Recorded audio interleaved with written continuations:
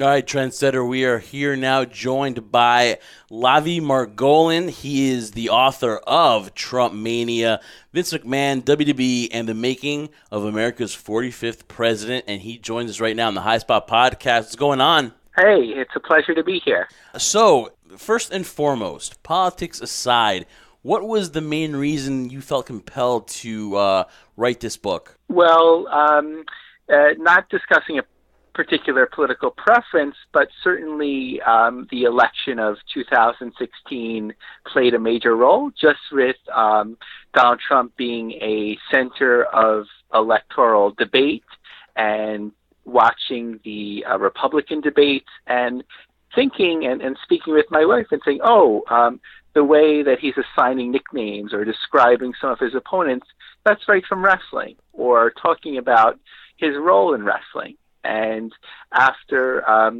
Trump was elected president, I was speaking with a friend about certain book projects that I had in mind, as I'd written books before, but on very different subjects. And I happened to mention the idea for TrumpMania. And this was a friend that would normally listen calmly about different ideas that I had, and something about TrumpMania really hit on it for him. And he got so excited that it got me excited, and I was off and running. And what really fascinated me about it was that I was expecting it to be sort of surface level research, the points that we know about Trump being involved with wrestling. But the more that I dug, the more that I found. And I found it to be a really fascinating backstory. Now, when it comes to, I could barely write a list of things to accomplish during the course of a day, let alone write a book. So what was the center of how you wanted to structure this? Because, of course, there was a lot. We know his involvement with WrestleMania 4, WrestleMania 5 in Atlantic City, to where he was from the Hall of Fame to the presidency. So what was the game plan in terms of how you wanted to structure the book? At first, what I do is go into things with an open mind to basically spread out my research as far and wide as I could to see what comes back, sort of like fishing. So as I would research from a variety of sources, those of us that are big professional wrestling fans, we know, the popular newsletters and podcasts, wonderful podcasts like yours, but also I wanted to look at some of the more mainstream press that might have involved Trump and wrestling. So I used resources like newspapers.com and archives to really see what was out there in terms of describing Trump. So there was some interesting pieces that would be, let's say, for example, when Trump was backstage at WrestleMania 7, celebrities he might have interacted with, or different public appearances like that. And when I would put all that information together, it did turn into more of a linear format to tell what was really an interesting story of even getting started at WrestleMania 4 through the election and the involvement of Linda McMahon in his cabinet. What's the most, fascinating thing that you did in doing your research on the book, for the book? What was the most fascinating thing that you didn't know until you did your research on Trump and the McMahon relationship? One of the first pieces, even before the McMahon-Trump involvement, that was a surprise to me was that a Trump casino had hosted a wrestling event between WrestleMania 4 and 5, which was actually a Glow event. That was much lower profile, and I had just happened across on eBay a postcard inviting gamblers to participate in the event. So getting a chance even to speak to a Glow original, corresponding on Facebook about the event was really interesting. In terms of the McMahon-Trump relationship, one of the pieces that interested me the most were sort of in between the most high-profile events. A 6-month period was really fascinating, whereby firstly, McMahon used the Trump Plaza, a Trump-owned hotel in Manhattan, to announce the WBF, the World Bodybuilding Federation. And then about 6 months later, McMahon used the same hotel to defend himself against steroid allegations that were coming down. So it was really interesting to see how often he would lean on Trump branded properties for these major announcements. Well, we know, for example, Jeff and I, we love wrestling. I think obviously the first event that Jeff enjoyed watching was actually WrestleMania 5. And we remember it from being from the Trump Plaza, not realizing later on as we got older that it actually had appeared the year prior to that in the same area, which I think it's the only time an event has held WrestleMania twice consecutively. But moving from there to the, once the relationship had developed between Vince and Trump, further down the road to the Battle of the Billionaires, can you talk about that process and how, most people would look at Trump and suppose that he wants to do things his way, he doesn't want to do anything to embarrass himself, but quite honestly, most people would probably be shocked to believe, especially the talent there, that Trump was really open to do whatever Vince McMahon wanted to do. Yes, it was really a relationship that took time to develop. Prior to WrestleMania 4, I didn't get the sense that there was much interaction between the two at all. It was really a 2-year commitment bartered between some of their top executives, Basil DeVito at the WWF at the time, and Mark Grossinger-Ettis, who passed away tragically in a helicopter crash a few years later, that they had met each other at a casino marketing event, and it seemed like a great way to bring in families and such. But seeing the success of these events and getting to know each other, Trump became more active on the radar of WWF or WWE events, where he was attended WrestleMania 7 in the audience, where he was away from his seat a lot of the events, missing the Undertaker's debut, but he was involved there, and he would occasionally appear at Madison Square Garden events, certainly WrestleMania 20. One of the most fascinating pictures that I found was when Donald was dating Melania, and Gangrel did his fake blood spewing into the audience, and you see Melania kind of reeling back in horror of that. I think that was the first and last time she attended a wrestling event that I know of. But moving into the Battle of the Billionaires, they both had the ability to lend respect for one another, whereas for McMahon, given all of his business success, because it's professional wrestling, it's still somewhat looked down upon. And for Trump, even putting aside current day, sometimes people would focus on the scandal with Marla Maples and failed marriages and, failures in Atlantic City in terms of business. So they both prop each other up. And to allow Trump into the world, if you look at their exchanges in the Battle of the Billionaires, it was always Trump coming out ahead, where even when McMahon was insulting Trump, that he would be puffing him up as a great business person, whereas Trump didn't have to do the same to McMahon. So Trump was always put into a positive light. It was a great opportunity for him to continue in the spotlight, and the timing worked out with Bonnie Hammer, who's still a top executive within the Viacom or NBC Universal universe, where she was looking at the Apprentice ratings at the time, and they were down.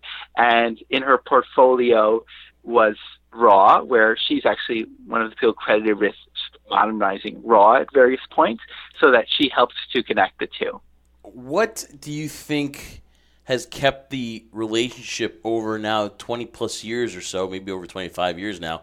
What has kept the relationship, afloat? Because sometimes there's got to be mutual respect, and for him to hire Linda McMahon as administrator of small business in his cabinet, there has to be a friendship that's lasted now for 20 plus years. What do you think it is that's kept that friendship so long? And what do you think, both guys who have tremendous egos and are lightning rods for press or negative press, what do you think has kept that relationship? And also, what do you think they see in each other that maybe there's that respect? What is it about each other you think they respect the most? I think that they're the original Hype Brothers. As I said in the book, they're both very similar in that they came from backgrounds where their fathers sort of built their particular business. Of course, with McMahon, he didn't have much interaction with his father till later, so it wasn't that he was born with that silver spoon. And with Trump, his father apparently was a very difficult person. It wasn't always easy for him, but they sort of had to gain their respect in their own world, and it wasn't easy to come by, like I mentioned. So I think, having somebody else that's very successful, whether they're billionaires or not is disputed at different times, but that they can prop each other up. They're people that are very forward-facing to the public, no matter where you stand on politics or in support of either person. There are times where they both aren't afraid to inflate the truth for a good story. They're both from similar generational backgrounds, if not athletic type of backgrounds, but they are very similar people, and I don't get the sense, from an outsider, that either has a tremendous inner circle of friends. So to have somebody of a similar stature that is open to connecting with the person, it is hard to come by for both of them. So they've sort of both stayed in the spotlight together. And, of course, we're talking to Lavie Margolin, author of TrumpMania, Vince McMahon, WWE, and the Making of America's 45th President. And that is available on Amazon.com, too, so make sure you get that. One thing that is obvious, this is not a political book, and this is not a political show or a wrestling show. But it's blatantly obvious that in Trump's run that, led him to the presidency, a lot of people, me and the Trendsetter here, have a lot of guests, whether it's UFC or wrestling guests here, that we all correlate wrestling back to something. And if you take a look at his debates, if you take a look at his rallies, it is clearly evident, especially with his relationship with the McMahons, that he's picked up a lot of what he's achieved now. Even in a rally he's done this past week, it seems like it's a promo. It seems like whether you think of it as a heel or as a face, it has to be wrestling related. And how much do you think it was a positive that he had people like the McMahon and surrounded by professional wrestling in his presidential run? I think that's really the main factor of where it comes from. Trump has been involved in so many different things. So somebody that's as passionate about reality TV as we are about wrestling, maybe they can sort of draw on those examples. But really looking at it from a wrestling perspective, I think it's I think it's pretty clear that that's where his abilities come from. When you look at these rallies, and he knows how to pop an audience, he knows how to get the easy cheers, and he knows to wait for the reactions, to say something and to draw on the boos or the cheers and really get people hyped up and bring in his audience, for one. And the second is certainly to create memorable nicknames and also stories about people, whether they're always 100% accurate or not, where it's memorable and people are carrying that through. Whether it's a quick nickname or just assigning a particular story about something. And you'll see when you interact with people online or in person, people that can grasp onto that becomes their narrative, even if it isn't particularly the narrative of most other people.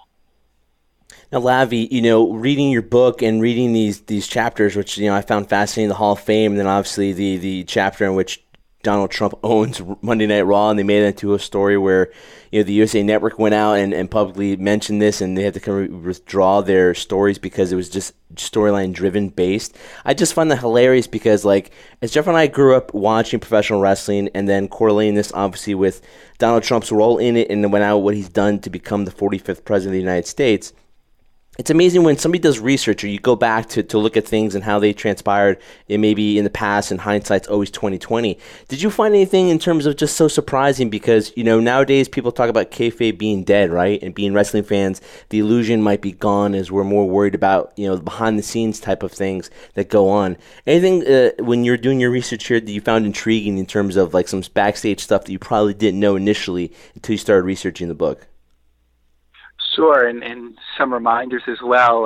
There was quite a few things. Some things that come to mind. Firstly, was that the Battle of the Billionaires was taking place on April Fool's Day. So, to the mainstream media, there was concern, will anybody actually lose their hair? And the WWE PR person at the time had to go out and speak to the Associated Press or whomever and say, no, someone will actually lose their hair. And there was enough doubt that it could actually be Trump, that it became a big draw for the event. The aspect that you touched on in terms of the stock price was another fascinating one, where the USA Network sent out a press release that didn't belie any storylines. It looked very legitimate, although if one thought about it, why was it coming from a network? But that Donald Trump had bought Raw, but what did that really mean he was buying? But that caused the stock price to drop, and his run as the owner of Raw to be only 8 days to escape any further losses. So those were really interesting points. But the biggest piece of kayfabe, looking back, that was really fascinating was that a story that Triple H had told on the Opie and Anthony show, where the storyline where Mr. McMahon was blown up in the limousine, and they were going to have the funeral the next week, but there was the terrible incident with Chris Benoit and his family where they had to drop the storyline. That the story Triple H told, at least, was that Trump had called WWE headquarters to make sure that his friend Vince McMahon was okay. He was concerned because either he saw or he heard that his limousine had blown up. That's amazing. Yeah, man. That's real. That's when you get that person or when you got them, you sink them in, you're gonna get that. So the fact that Trump would even call and be like, "Is he okay?" It just shows you also the friendship too and the relationship that they have. One final one for me, and it's a two-parter here. Is obviously you felt compelled to write this. Obviously you've been a fan for a long time. What got you involved in professional wrestling? What made you want to maybe cover it or follow it? And do you still do that today? So what's wonderful in terms of the book and the timeline, that it corresponds with my fandom. I'm 38. So 30 years ago, one of the first matches that I remember seeing on television was the Mega Powers against the Twin Towers. So, of course, Hulk Hogan and Randy Savage against Akeem and the Big Boss Man in a key angle that set up the split that was the main event of WrestleMania 5, of course, Hulk Hogan against Randy Savage. So from that point, I was really hooked as a huge fan, basically from 88 to 93, kind of lost my way for a year or two, and then was a huge fan again till 2001. At that point, I really stopped watching actively, but still love to go to events, probably most frequently Ring of Honor in New York and WWE when it's local. Today, I love to follow the business side of things. To help promote the book, I got on Twitter actively about a year ago, and finding resources like yours, but other influencers in wrestling, I participate actively in that now. But I write about it for business reporting. So, for example, I like to track Ring of Honor's attendance figures and what's happening in the business and how things are growing, a lot of the non-WWE material. No, that's completely what happens in terms of evolution when one becomes a fan and then moves on to other aspects of it. You said you cover it from the business side of it.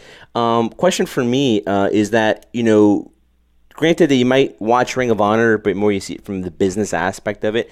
I mean, I've always asked people that we've had on the show here and the ones that do watch professional wrestling, maybe not necessarily on a consistent basis, but I always ask them the question that, we've been through the era, Jeff and I, and yourself included, during the Monday Night Wars, where there was a huge battle between WWE or WWF at that time and WCW, and both vying for dominance in terms of, one was probably going to go out of business eventually after this, and WWE or F at that time coming in victorious. But now looking at all the other promotions, we talked about how once that had happened and it occurred and the wars were technically over, how the business seemed to have dipped a lot in terms there was no other competition out there for WWE to compete with except other forms of entertainment. So in your mind right now, if you're looking at the landscape as broad as it is, do you feel right now, at least from Jeff and I's perspective, it seems like it's a great time to be a fan, especially with social media and digital and all the stuff with the internet in terms of getting content out there? Do you feel there's a resurgence now in professional wrestling?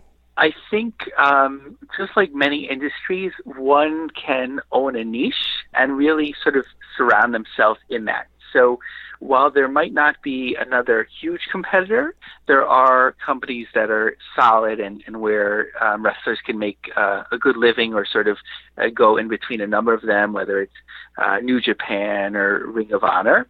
But what's great about wrestling today is that if you love a certain niche, you can sort of surround yourself with that, whether it's Chikara, with their style, or Lucha Libre, or something from Japan, or even if you love a local federation like Appalachian Mountain Wrestling in East Tennessee, and you just want to watch that. It's not difficult to view that online or obtain the DVDs, as opposed to 20 years ago even maybe you could order a DVD or two from a catalog, but it would be much harder to follow. So you can really find what you love and wrap yourselves in that.